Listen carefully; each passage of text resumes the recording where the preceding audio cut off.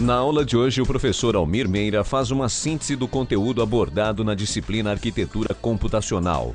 Entre os tópicos abordados estão sistema computacional, placa-mãe e dispositivos periféricos, processadores e memórias.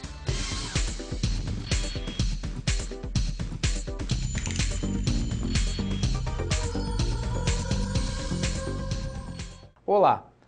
Estamos iniciando a nossa quinta aula de Arquitetura Computacional, a nossa última aula. Nesta aula faremos o resumo geral da disciplina, que é preparatória para a avaliação. Na aula de hoje, faremos um apanhado geral das 4 primeiras aulas e faremos uma espécie de uma revisão por tópicos, para que os alunos fiquem melhor preparados e para que tenham um bom desempenho na prova que vem na sequência. No nosso primeiro bloco, trataremos das aulas 1 e da aula 2. Na aula 1, vamos verificar e revisar o que é um sistema computacional. Na sequência, quais são os principais componentes de um sistema de computação. Falaremos da evolução dos computadores, algumas informações sobre a evolução de quem inventou, quem foram as pessoas e as empresas responsáveis pela invenção e pela evolução do computador, e uma classificação dos computadores segundo 3 critérios específicos. Já na aula 2, trataremos da revisão sobre placa-mãe e os seus dispositivos periféricos e a conexão desses dispositivos. Falaremos sobre os barramentos e a troca de informações e também sobre informações gerais da placa-mãe. Nesta primeira aula, trataremos da parte mais básica do sistema computacional, definindo ou redefinindo o que é um sistema computacional, como é feita a interação entre o usuário, o computador e a geração da mensagem, quem são as entidades básicas de um sistema computacional, aquele tripé que foi visto na primeira aula, de pessoas, computador e software. Além disso, trataremos das funções básicas de um computador e a sua evolução histórica. Na segunda aula, já será tratado do aspecto físico do principal elemento de conexão do computador, que é a sua placa-mãe. Como é feita a conexão dos dispositivos periféricos, como a informação é tratada e trocada entre esses dispositivos através dos barramentos e dos slots, e vamos falar sobre informações gerais a respeito de que tipos de dispositivos podem ser conectados à placa-mãe e quais aqueles que já estão dentro da placa-mãe, que são os dispositivos chamados de on-board. Iniciando, a definição do sistema computacional, ela tem 3 itens básicos.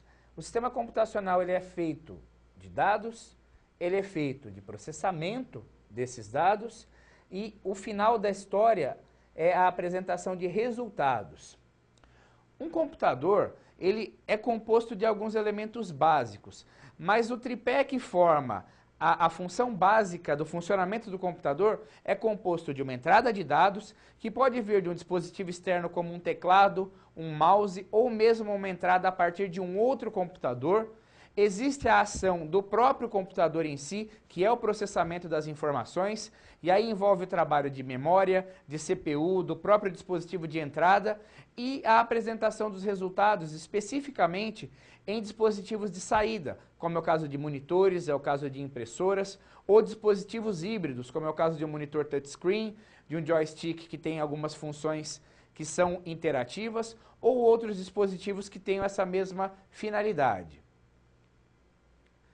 Então, revendo os componentes básicos de um sistema de computação, nós temos o hardware, representado pela máquina, pela parte física.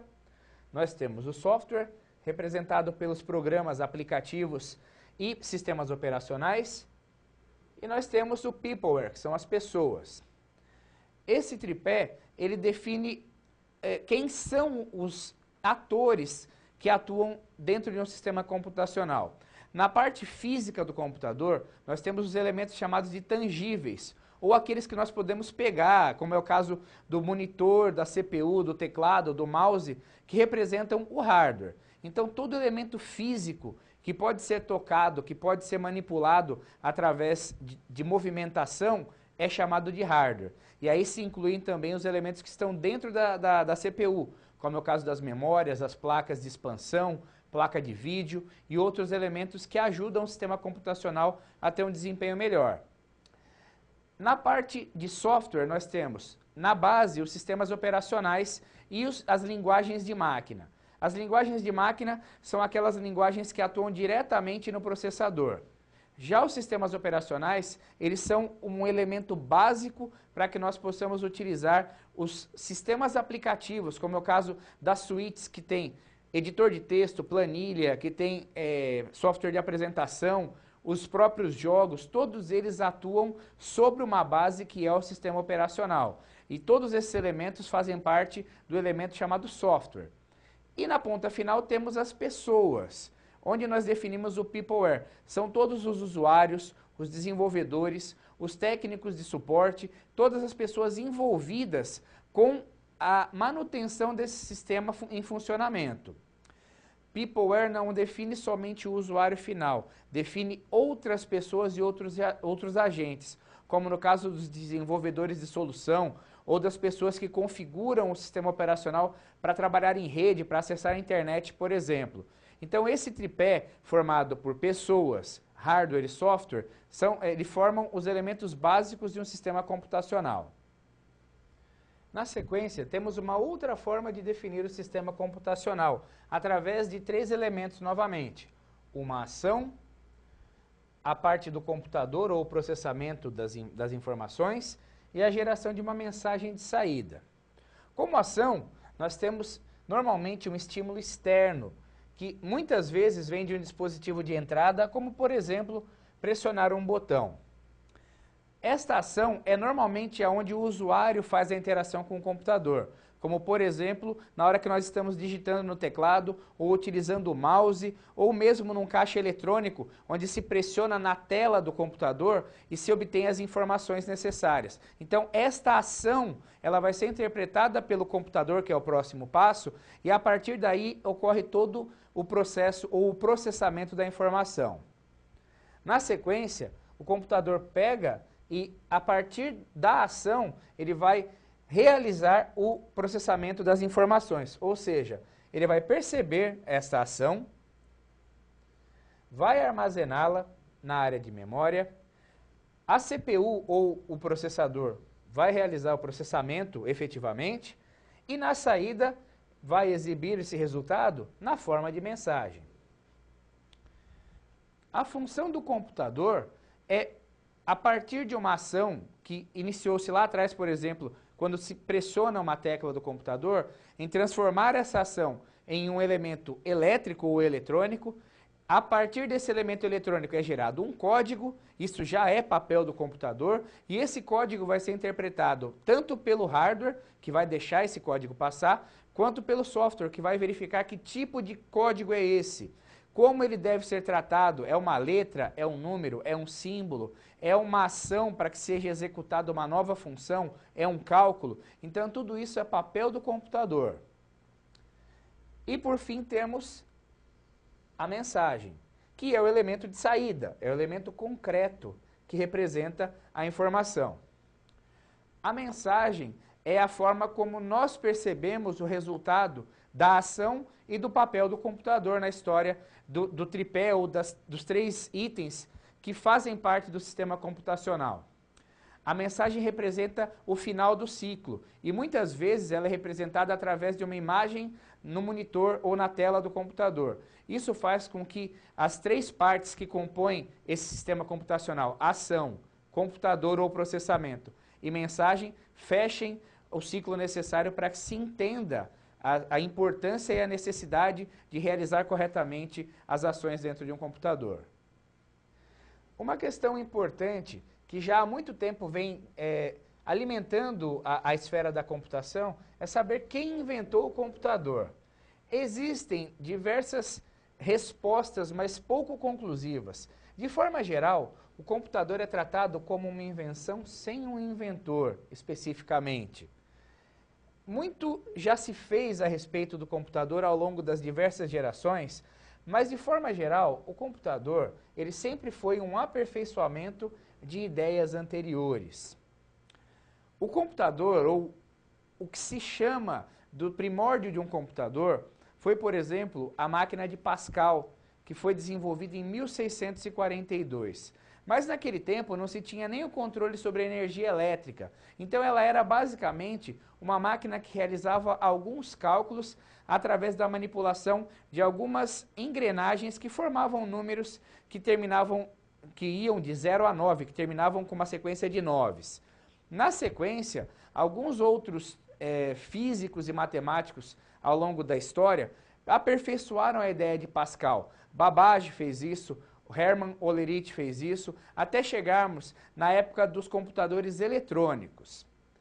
Essa época é representada mais especificamente após a Primeira Guerra e durante a Segunda Guerra Mundial, onde houve um desenvolvimento muito grande de tecnologia. E a partir desse momento, os computadores passaram a enxergar código, a interpretar código ou linguagens de programação.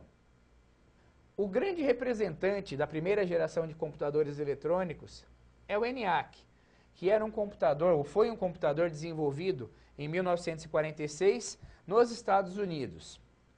O ENIAC, ele é um elemento simbólico muito importante, pois ele demonstra a capacidade de se construir uma máquina com poder de processamento que até então não era possível, como no caso do ENIAC são 5.000 cálculos por segundo, e o ENIAC também ele fica numa fronteira entre a máquina a válvula e o desenvolvimento, a criação do transistor. Como vamos ver na sequência, o transistor diminuiu muito o tamanho de um computador, porque o ENIAC ocupava uma área de cerca de 180 metros quadrados. É como se ele ocupasse cerca de 3 a 4 andares de um prédio pequeno. Simplesmente com suas conexões, com seus bastidores, e essas conexões que eram realizadas manualmente pelos engenheiros, e o processamento ele era iniciado fora, através da elaboração de equações que eram passadas no papel, e só então essas equações eram passadas para dentro da máquina através das conexões que eram físicas, através de cabos, plugs e os chamados jumps. Então o ENIAC ele é uma máquina importante, mas ela teve um poder de processamento muito limitado comparando-se com o momento atual. Com relação à classificação dos computadores, além das questões históricas, existem mais duas análises, que é o caso do princípio de construção, onde os computadores podem ser analógicos ou digitais. Um computador analógico, nós não dizemos que ele tem uma função igual a um computador de mesa ou um computador pessoal. O computador analógico ele mede, ele pega uma grandeza, analisa variações dessa grandeza e apresenta os seus resultados. Como, por exemplo, computadores de bordo de veículos que analisam a variação de temperatura. O resultado final é apresentado na forma digital, mas a medição da grandeza, ou seja, a variação de um grau para o outro da temperatura, isso é feito através de um sensor sensível a variações analógicas de sinal. Já o computador digital é o computador mais comum, aquele que nós temos em casa. Ele é um computador que não mede, ele conta. Ele trabalha baseado em dois estados fundamentais de matemática, que é o estado 0, representado pela falta de energia ou falta de sinal, e o estado 1, representado pela presença de energia ou presença de sinal. A união desses dois estados, em sequências muito grandes, forma o sistema binário ou o sistema digital de comunicação. Por isso o computador digital ele se desenvolveu rapidamente, porque as possibilidades de se trabalhar com os movimentos ou com a análise discreta dos sinais é muito grande. Quanto à utilização, a finalidade dos computadores, eles podem ter finalidade científica ou finalidade comercial. Computadores científicos normalmente são computadores utilizados por instituições de ensino, faculdades, por órgãos governamentais, para fazer previsão do tempo, empresas aéreas, como por exemplo aquelas que trabalham com grandes bancos de dados, todos eles têm um tratamento científico da informação, porque se gera uma grande quantidade de informação e esse tratamento matemático, estatístico, deve ser feito com muito cuidado. Já os computadores comerciais e mesmo os pessoais são computadores com finalidade específica de realizar cálculos um tanto quanto mais simples, cálculos que podem ser avaliados por uma única pessoa ou que dão entrada no sistema computacional por uma única pessoa. É o caso de se fazer uma planilha, por exemplo, se desenvolver um texto ou de se assistir um vídeo. A finalidade dos computadores pessoais é muito mais próxima da realidade das pessoas. Inclusive, o custo de um computador pessoal ou comercial é muito mais baixo que um computador científico, que muitas vezes é inclusive chamado de supercomputador. E quanto à característica de construção, nós temos as 5 gerações de computadores. A primeira geração, que nós temos como representante o computador ENIAC, é a geração dos computadores a válvula. Já a segunda geração, ela surge quando é criado e apresentado para o mundo o transistor.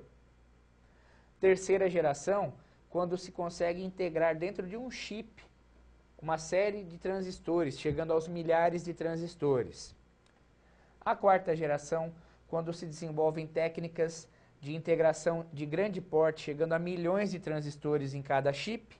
E a quinta geração, que é onde nós estamos atualmente, que é uma evolução da quarta geração com a inclusão de alguns elementos que não são estáticos, são dinâmicos. A quinta geração, ela é representada especificamente pela introdução de elementos dinâmicos, como é o caso de linguagem natural, inteligência artificial, a proximidade da chamada computação quântica, ou seja, os computadores passam a trabalhar de acordo com aquilo que lhes é requisitado. Ele não tem um processamento de forma estática e contínua. Ele se adapta às necessidades do seu usuário. Das gerações anteriores, podemos dizer que houve uma evolução muito grande na capacidade de se integrar componentes dentro de um elemento semicondutor que é o silício. Na primeira geração, os computadores não eram à base de silício, eles não eram baseados em transistores, eles eram baseados em válvulas. O ENIAC tinha quase 20 mil válvulas. Já na segunda geração, ele foi substituído por computadores onde nós tínhamos os transistores integrados em placas 1 a 1, ou seja, na forma discreta, o que reduziu o tamanho geral do computador, mas não eliminou ainda um tamanho considerado excessivamente grande. A terceira geração já trouxe um ganho muito grande em termos de escala. O computador diminuiu bastante de tamanho com a criação do microchip. É a geração em que empresas como a Apple, a Intel e a Microsoft surgem e os computadores começam a ficar pessoais. A quarta geração é representada principalmente pelo final dos anos 80 e toda a década de 90, princípio dos anos 2000, onde os computadores passaram a ter um ganho de desempenho muito grande, representados pela integração de diversos componentes dentro da placa-mãe e a chegada, o surgimento de sistemas operacionais de alto desempenho, como é o caso do Windows, do Linux e do Mac OS. A quinta geração é uma geração que já surge há algum tempo, mas que ainda não foi definida. É uma geração onde nós temos ou teremos a possibilidade de trabalhar com uma dinâmica muito grande, como é o caso, por exemplo, do esperado desenvolvimento dos computadores e das redes neurais. Falando da placa-mãe, que é um elemento importante para a conexão de dispositivos, tem a função de realizar essas conexões com dispositivos externos, especificamente para que se tenha um sistema computacional com mais possibilidades. A placa-mãe, ela vai ser o elemento centralizador dos dispositivos periféricos, ou seja, é onde nós vamos agregar as placas externas e fazer a conexão com os elementos externos, como é o caso de teclado e mouse. Com relação ao modo de conexão dos elementos externos com a placa-mãe, nós temos principalmente os barramentos como elementos principais. Eles representam as vias físicas, as estradas por onde as informações circulam. E a sua característica principal é possuir um número definido de vias para que se circule a informação. E quanto mais vias, melhor. Os barramentos são as trilhas que estão dentro da placa-mãe, sobre a placa-mãe. Elas levam a informação da CPU para os periféricos e de um periférico para o outro. Informações gerais sobre a placa-mãe que são importantes de serem lembradas. A placa-mãe tem a função de realizar as conexões entre os dispositivos do sistema computacional. Essas conexões são realizadas principalmente através de slots e soquetes expansíveis. E como exemplos desses dispositivos que podem ser agregados à placa-mãe, nós temos o processador, nós temos as memórias, nós temos a placa de vídeo e nós temos a fonte de alimentação. E os barramentos levam as informações entre esses dispositivos e as outras áreas da placa-mãe. Dessa forma, a placa-mãe se constitui num elemento centralizador, pois é ela que permite as conexões externas e é nela que as informações circulam, porque ela contém os slots e os barramentos de expansão para que o sistema computacional tenha um bom desempenho. Chegamos então ao final do nosso primeiro bloco e vamos ao nosso quiz.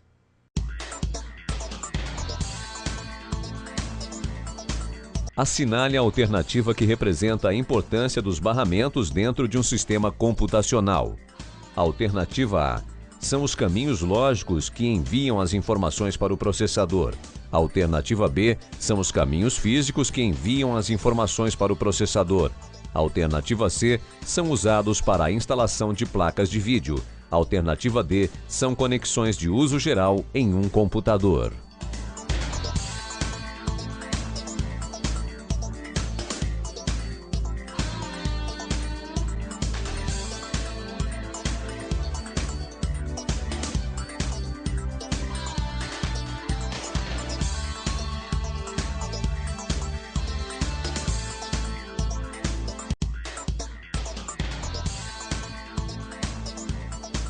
Parabéns para quem escolheu a alternativa B. Os barramentos são os caminhos físicos que levam a informação entre as diversas áreas do sistema computacional. Os caminhos lógicos não são realizados pelos barramentos, são realizados por outros elementos chamados de portas lógicas.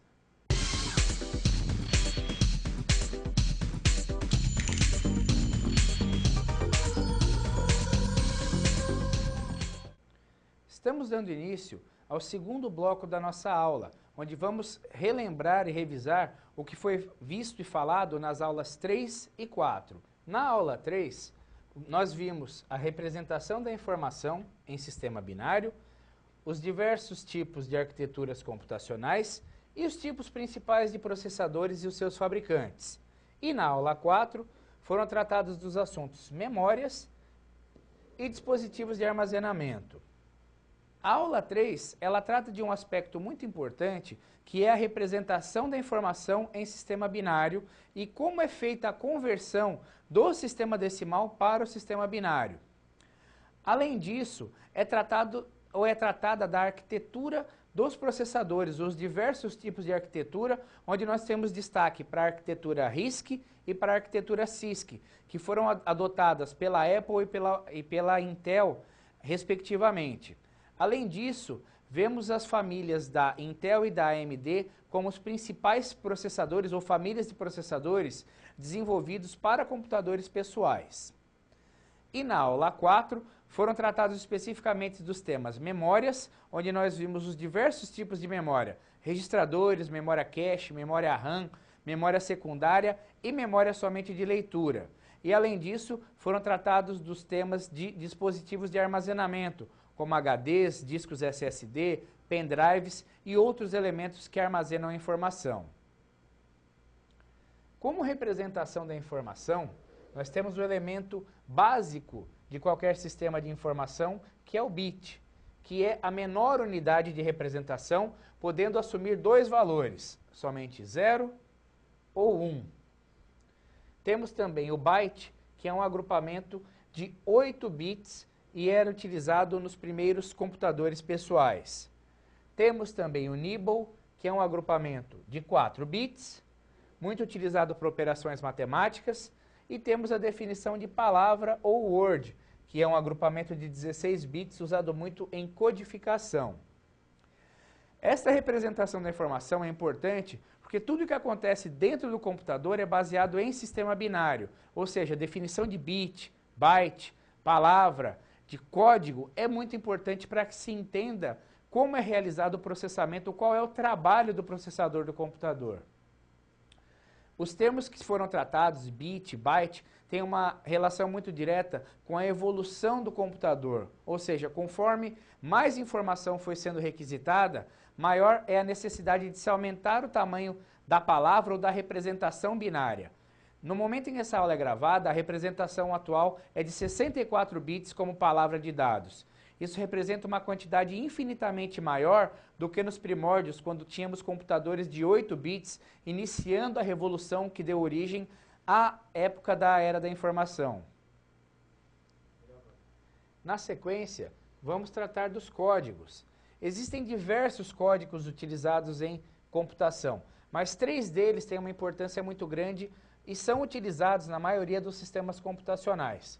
Um deles é chamado de EBCDIC, que é um código de 8 bits, que permite até 256 combinações ou símbolos, e ele foi utilizado primeiramente em computadores de médio porte ou mainframes da IBM. E é uma linguagem, é um código criado pela própria IBM com essa finalidade específica. Já para o padrão PC, ou seja, para os computadores pessoais, o código ASCII-2 foi o código adotado e, primeiramente, ele foi tratado com 7 bits ou 128 combinações possíveis. Conforme o tempo foi passando, o código ASCII ganhou um 8º bit e se tornou o código ASCII estendido, onde além dos 128 bits originais, ele ganhou mais 128, totalizando 256. E nos últimos anos, o código Unicode passou a figurar entre os códigos mais utilizados, principalmente porque ele oferece 2 bytes de codificação, ou seja, 16 bits, possibilitando mais de 65 mil símbolos diferentes. O código Unicode, ele tem sua importância principalmente nas línguas não ocidentais, como é o caso do árabe, do japonês, do chinês e das diversas variações do mandarim, onde se tem uma quantidade muito grande de símbolos para ser representado com somente 8 bits. Nessas regiões, o código Unicode é usado com frequência para representar os seus alfabetos respectivos. No caso das línguas ocidentais, o código ASCII e o ASCII estendido representam os teclados mais comuns e é a linguagem, é a forma como nós representamos no nosso dia a dia o nosso digitar ou os nossos textos produzidos em computadores pessoais. E o código EBCDIC fica representado, ou ele é representado, pela utilização de sistemas de porte maior, de porte médio, como é o caso dos mainframes, que voltaram a ser importantes nos últimos anos, especialmente em sistemas bancários, que precisam de alto desempenho e alta capacidade de processamento. Vamos falar agora do item central do computador, que é a CPU, ou Unidade Central de Processamento. A CPU é o coração do sistema computacional. É lá que tudo é realizado, é lá que se faz o processamento das informações. A CPU ela é desenvolvida a partir de um conjunto de circuitos eletrônicos e a sua função é executar as instruções do programa armazenado na memória e fazer com que esse processamento gere uma mensagem nos dispositivos de saída. E a CPU ela é dividida em 2 partes principais: unidade de controle e unidade aritmética e lógica, chamada de ULA. A CPU é o elemento principal do computador, é como se fosse o coração, é ele que representa o computador. Quando falamos de um computador, normalmente nos referimos à CPU, ao processador, aos elementos principais de processamento. A CPU ela tem uma importância tão grande no computador que sem a CPU o computador não serve para nada. Ele não tem função alguma se ele tiver somente os elementos periféricos. Por isso, a escolha de uma boa CPU é uma garantia de que o seu sistema computacional vai ter um desempenho adequado com as suas necessidades. Além disso, a CPU foi desenvolvida de acordo com arquiteturas computacionais, ou seja, como o computador ou como a CPU foi criada e desenvolvida. Foram desenvolvidos 2 padrões principais. O primeiro relatado aqui é o padrão CISC, que foi representado principalmente na criação do padrão PC. O padrão PC desenvolvido pela IBM. Como características principais, ele reconhece mais de uma centena de instruções complexas, ou seja, ele pode executar diretamente a maioria das operações que estão contidas nos softwares mais comuns do mercado. Como foi dito, essa arquitetura foi desenvolvida, foi adotada pela IBM, na definição do padrão PC ou computador pessoal e, posteriormente, a Intel adotou esse padrão para que os seus processadores fossem desenvolvidos. O padrão CISC foi aquele que obteve o maior sucesso de vendas, ou seja, os processadores e computadores construídos a partir do padrão CISC, ao longo do tempo, eles ganharam a guerra ou eles conseguiram vender mais do que o padrão RISC. Não que necessariamente eles fossem melhores, mas eles foram mais ajustados para que os computadores tivessem uma flexibilidade de construção. O padrão CISC, ele permite que fornecedores diversos fabriquem componentes que possam ser encaixados ou utilizados na mesma placa-mãe, fazendo com que haja uma liberdade muito maior na hora de você definir o seu computador. Já o padrão RISC, ele reconhece um conjunto reduzido de instruções, ou um conjunto limitado de instruções. A vantagem do padrão RISC é que as instruções são realizadas muito rapidamente. Mas essa arquitetura, ela fica muito boa quando o hardware e o software são definidos para a mesma máquina, porque o conjunto de instruções fica reduzido ao mínimo indispensável. O padrão RISC, inicialmente, logo que a Apple começou a desenvolver os seus computadores, fez muito sucesso, até porque ele era um padrão otimizado de utilização de um computador, ou seja, a placa desenvolvida de forma a ter o melhor desempenho possível, o sistema operacional desenvolvido para aquela placa e uma arquitetura fechada, onde tudo era desenvolvido para uma finalidade específica, onde não se tinham desenvolvedores externos. Tudo era feito pelo mesmo fabricante, com exceção do processador. E como dito, a Apple adotou esse padrão e, no caso da Apple, utilizava os processadores PowerPC da Motorola, e com isso eles conseguiram uma união que inicialmente fez muito sucesso. A Apple não conseguiu dar continuidade, principalmente no começo da década de 90 até o ano de 1996, nessa parceria que utilizava a arquitetura RISC, por problemas de gestão interna. Posteriormente, esses problemas foram resolvidos e hoje a Apple é uma das empresas mais desejadas e mais copiadas do mundo, sendo uma das marcas de maior valor comercial dentre todos os ramos empresariais do mundo. Como famílias de processadores, temos as principais feitas pela Intel e pela AMD. A família de processadores Intel, representada inicialmente pelo processador 8088, que foi aquele constituinte do computador Altair, que lá no ano de 1975 iniciou a Revolução Industrial. É uma família de muito sucesso comercial, porque processadores como o 486 e principalmente a família Pentium foram e são um grande sucesso de vendas.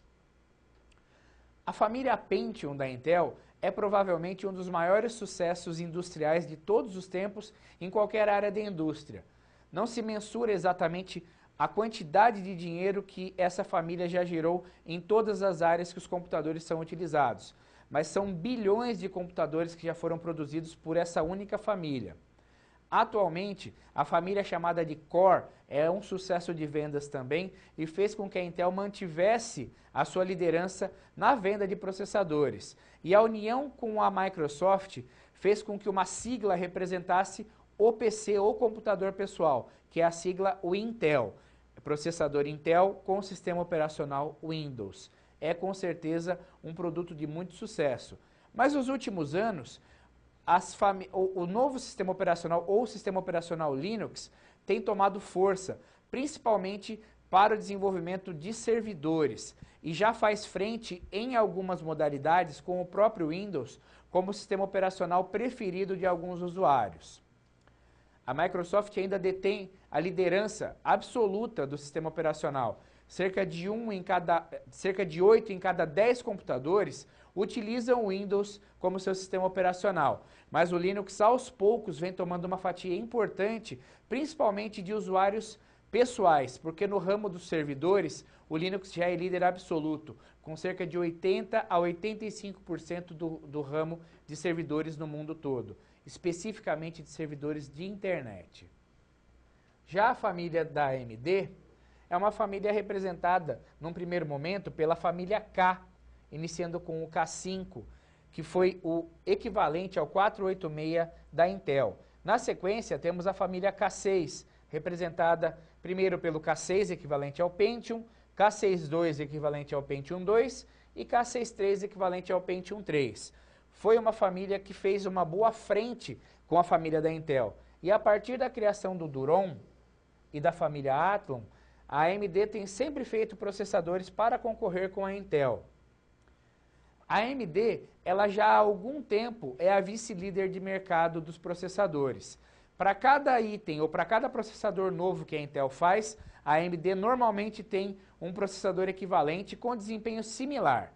A diferença básica entre processadores Intel e AMD diz respeito à possibilidade de se trabalhar em overclock, ou seja, aumentar a velocidade final do processador, que na AMD tem uma flexibilidade maior, e a temperatura de funcionamento, onde os processadores da Intel levam uma vantagem, trabalham mais refrigerados, enquanto os processadores da AMD têm um histórico de aquecimento importante e que algumas versões ficaram inclusive marcadas pelo alto índice de perda de processadores devido à alta temperatura. O item importante quando se compra um computador é a escolha do processador. Algumas considerações devem ser ponderadas na escolha desse processador, como o custo, o desempenho que se espera dele, onde vai ser aplicado e o perfil do usuário. A escolha do processador reflete muito um gosto pessoal de quem compra o computador. Então é importante saber se o seu perfil necessita de um processador de última geração ou se você pode ficar com um processador de entrada ou intermediário. E o contrário também é válido. Se você quer fazer uma utilização de jogos, muita utilização de rede, recursos compartilhados, um processador com maior capacidade vai atender você melhor. Falando agora de memórias, temos as chamadas memórias temporárias e as memórias fixas. Como memórias temporárias, nós temos três tipos principais, que são os registradores, as memórias de acesso aleatório ou memória RAM e as memórias do tipo cache. Memórias de acesso aleatório ou memórias temporárias têm como característica que o dado ele pode ser acessado em qualquer endereço dessa memória, sempre com o mesmo período de tempo, ou seja, a leitura não é sequencial, ela é feita direto no ponto onde se quer recuperar a informação. Temos aqui representada a pirâmide hierárquica de memória, onde temos de cima para baixo os elementos que dizem que memória é mais rápida para mais lenta e de baixo para cima as que têm maior capacidade de armazenamento para as que têm menor capacidade de armazenamento. Registradores estão dentro do processador e realizam a última etapa de processamento tratando da instrução atual do processador.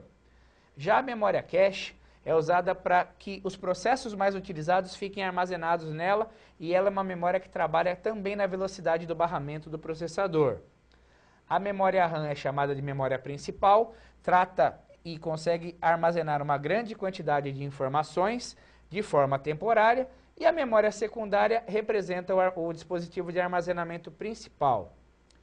Essa pirâmide hierárquica é importante para que se entenda que uma informação não é acessada diretamente no HD. Ela passa por diversas instâncias de memória para que ela possa otimizar o processamento, ou seja, tratar mais rapidamente cada instrução para que se tenha um ganho de desempenho computacional interessante ao final do processo. Vamos falar dos dispositivos de armazenamento de dados, que são dispositivos que tratam e trabalham com grandes quantidades de dados ao mesmo tempo.